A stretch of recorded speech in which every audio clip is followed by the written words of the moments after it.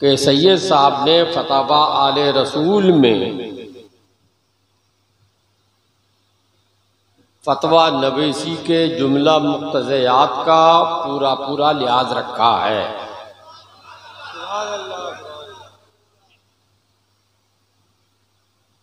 फतवा देना आजकल तो ऐसा आम हो गया है कि चाय की दुकान पे बैठ के लोग मोबाइल पे फतवा लिखते हैं। वो भी जो कुछ पढ़ा लिखा है, वो भी जो फतवे का माना नहीं जानता है। फतवा नवीसी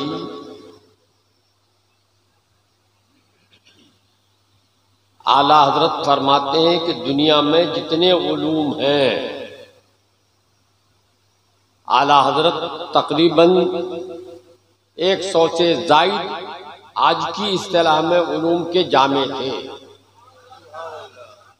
मगर आला हजरत ने लिखा है कि उन तमाम उलूम में सबसे मुश्किल तरीन इल्म फतवा नवीसी का है।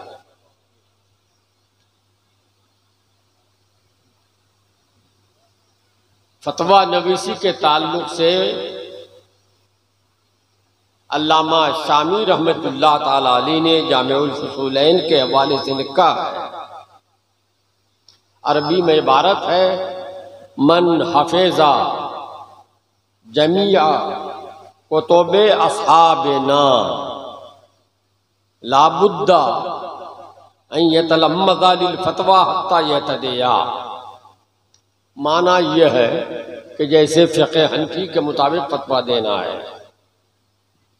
तो इमाम आज़म और इमाम आज़म के तलामज़ा की सारी किताबें पढ़ लेने नहीं,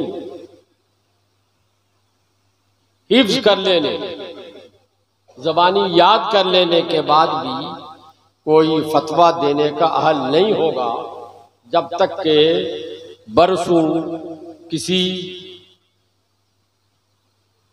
मुफ्ती माहिर की बारगाह में रहकर उसके वसूलो ज़वाबित न समझे हो। आज को तो उर्दू किताबें देख के लोग फतवा लिखने लगते हैं और उर्दू किताबों का मतलब भी नहीं समझता है। आलाहत फरमाते हैं कि मिन का तर्जमा अरबी लफ्ज मिन है, मिन का तर्जमा से, उसका माना है से, एला का माना है तक। फरमाते हैं कि मिन का तर्जमा से, एला का तर्जमा तक जान लेने का नाम फतवा नहीं है। और आजकल जो मिन का माना से भी नहीं जानता, एला का माना तक भी नहीं जानता, वो बड़ा मुफ्ती बना बैठा है। आलाहत फरमाते हैं कि दरसी किताबों में मीज़ान से लेकर के बुखारी शरीफ तक है। तो फरमाते हैं कि दरसी किताबें पढ़ने, खाली पढ़ने नहीं, पढ़ाने से भी कोई इल्म के दरवाजे में दाखिल नहीं होता। इल्म फतवा के दरवाजे में भी दाखिल नहीं होता। और आजकल सबसे बड़ा मुफ्ती वो है, आला फरमाते हैं जो तलाकत लिसान रखता हो, यानी खूब बोलना जानता हो, वही सबसे बड़ा मुफ्ती है। हालांकि वो इल्म के दरवाजे तक भी नहीं पहुंचा है। तो फतवा नवीसी का काम आसान नहीं।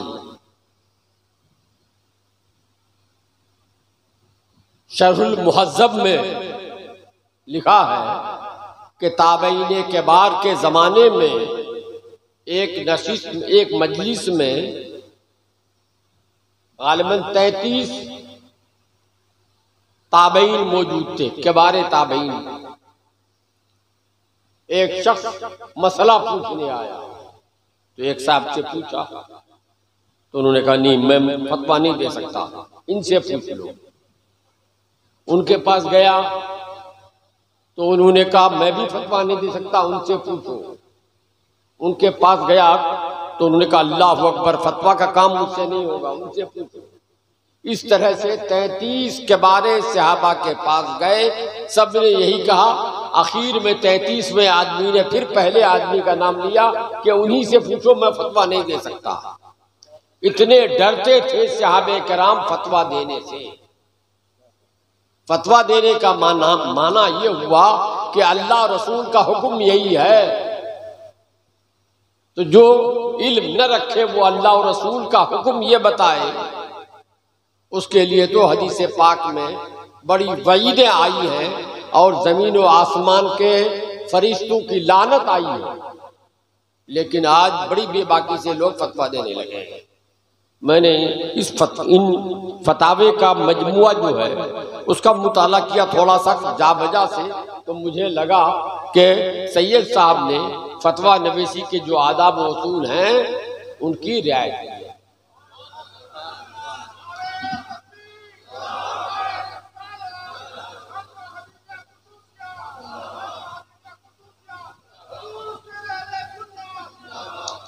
अब बस करो, बात सुनो, खाली खोखले नारे से कुछ नहीं होता है। मैं सैयद साहब को नसीहत करूंगा कि आपने जो उसूल व ज़वाबित की पाबंदी की है, अल्लाह करे कि आप मजीद मेहनत करें, उसमें निखार लाएं। खाली शामी से जुजिया नकल करने का नाम फतवा नवीसी नहीं है। आलमगीरी से जुजिया नकल कर देने का नाम फतवा नवीसी नहीं है। कोई ऐसी किताब नहीं होगी जिस किताब के बारे में दावा किया जाए कुरान करीम के अलावा कि इसमें कहीं न कहीं चूक नहीं है, तो मुफ्ती को के जिम्मे लाजिम है कि वो पहचाने कि इसमें चूक क्या है। जो हम जुजिया नकल कर रहे हैं वो चूक वाला है या बेचूक वाला है। और ये काम आसान नहीं है। पहाड़ खोद के दूध की नहर निकालना आसान है, लेकिन ये काम उससे भी ज्यादा मुश्किल है। इसके लिए हमारे अकाबिर उलमा ने, बड़े बड़े मुफ्तियाने कराम ने, मुज्तहिदीन निज़ाम ने फतवा नवीसी के कुछ वसूल ज़ाब्ते मुकर्रर किए हैं, उनका मुताला करते रहे और जहां कुछ दुश्वारी महसूस हो दूसरे मुफ्तियाने कराम की तरफ रुजू करके मशवरा करते रहे। मशवरे से कभी खाली अपने आप को न समझे। आला हज़रत ने फरमाया मलिकुल उलमा से, मौलाना मशवरे से जो खाली अपने आप को समझा वो कभी इल्म में कामयाब नहीं हो सकता है।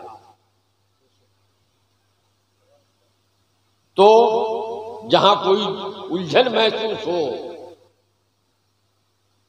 मुफ्ताबे गैर मुफ्ताबे में, मिसाल के तौर पर हदीस में है अल्लाह के रसूल ने की बारगाह में एक शख्स आया, पूछा या रसूल अल्लाह, रमजान का दिन रोजा रखकर बीवी का बोसा लेना जायज है कि नहीं?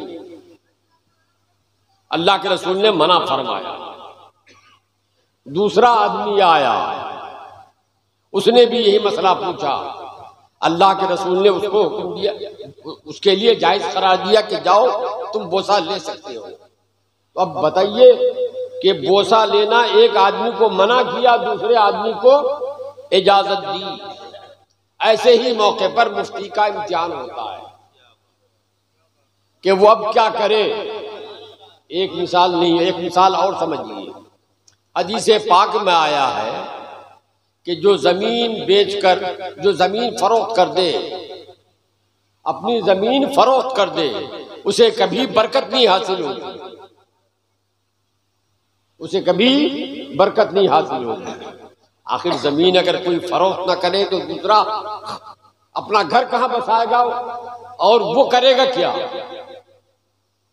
हमारे पास 10 एकड़ जमीन है, एक एकड़ भी अगर हम फरोख्त न करें तो दूसरा जो घर बनाना चाहेगा वो घर कहां बनाएगा, कहां रहेगा वो? ऐसे ही मौके पर मुफ्ती की आजमाइश होती है कि वो समझे कि इस हदीस का मतलब क्या है।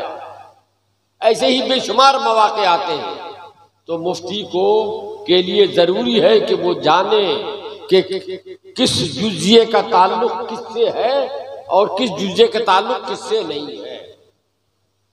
इन तमाम बातों का मुताला करते रहें, खुद गौर करते रहें। अल्लाह करे कि अल्लाह की आता से, खुदा की मोहब्बत से खुद ही हल हो जाए। और इंशराह सद्र जब तक न हो तब तक मुताला करते रहें और जरूरत पड़ जाए तो दूसरों से भी मशवरा करते रहें। तो इंशाअल्लाह मैं समझता हूं कि एक दिन आएगा कि मुफ्ती साहब इस टाइप ही का फतवा नहीं लिखेंगे, इस अंदाज का फतवा लिखेंगे कि आला हजरत रज़ियल्लाहु ताला अन्हु और मुफ्ती आजम के फतावे की झलक महसूस हो। हम दुआ करते हैं, आप तमाम हजरात दुआ कीजिए कि अल्लाह ताला वो दिन जल्द लाए। व आखिरु दावाना अल्हम्दुलिल्लाहि रब्बिल आलमीन। अस्सलामु अलैकुम। हाँ, सैयद साहब ने अपने वालिद से तो फतवा नवीसी सीखी ही है। उनका इसरार है कि इस फकीर को हुजूर मुफ्ती आजम हिंद से और उनको आला हज़रत से फतवा नवीसी की सनद आती है। इसलिए ये चाह रहे हैं कि अपने वालिद की सनद के अलावा मैं भी उनको वो सनद दे दूं जो मुझे हुजूर मुफ्ती आजम ने दिया है और हुजूर मुफ्ती आजम को आला हज़रत ने दिया था। पहले से अगर मालूम होता तो मैं सनद लेके आता। सनद लेके तो नहीं आया हूं, आज ज़बानी सनद दे रहा हूं। इंशाअल्लाह कभी मौका होगा तो फिर वो तहरीर सनद भी, छपी हुई सनद भी हाजिर कर देंगे। लो भाई, टाइम नहीं हजरत।